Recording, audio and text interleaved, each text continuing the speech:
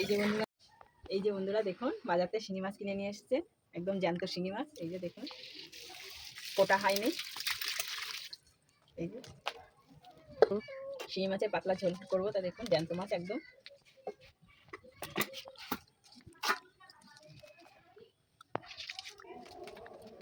তার আগে একটু মেনে নিই বন্ধুরা, নাহলে জ্যান্ত মাছ কাটা যাবে না। দেখুন পালিয়ে যাচ্ছে।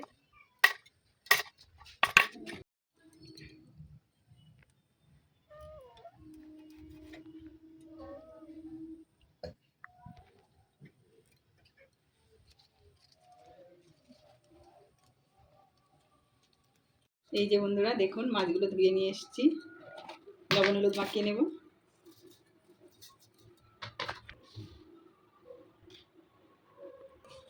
এখানে কড়াই বসিয়ে দিয়েছি, কড়াইটা গরম হয়ে গেছে, সর্ষের তেল দিয়ে দেব।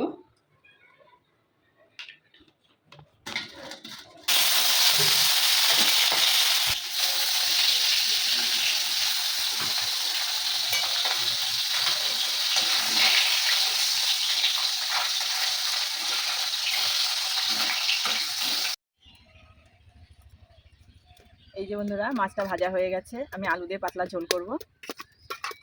এখানে আমি মাছের তেলেই জিরে ফোড়ন দিয়ে দেবো।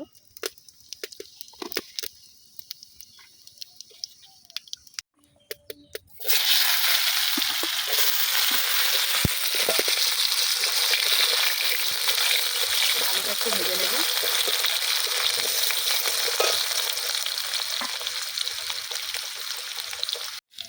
এখানে আলুটা ভেজে নিয়েছি, এখানে আমি কোনো মশলা ব্যবহার করবো না, এখানে আদা জিরে আর লঙ্কা ব্যবহার করব।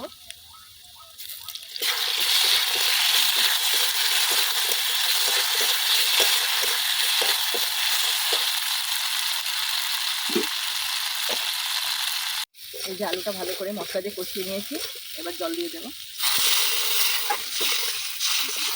গরমের সময় এই পাতলা ঝোলটা খুবই উপকার।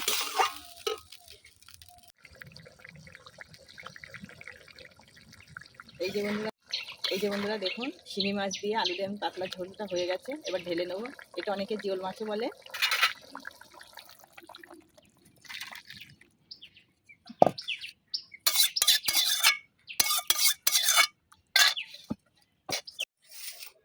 এই যে বন্ধুরা দেখুন, শিঙি মাছ দিয়ে আলু দিয়ে পাতলা ঝোল করেছি। তা দেখুন বন্ধুরা, দেখতে কিন্তু অসাধারণ হয়েছে, খেতে কিন্তু ভালো লাগে, যেহেতু জ্যান্ত মাছ।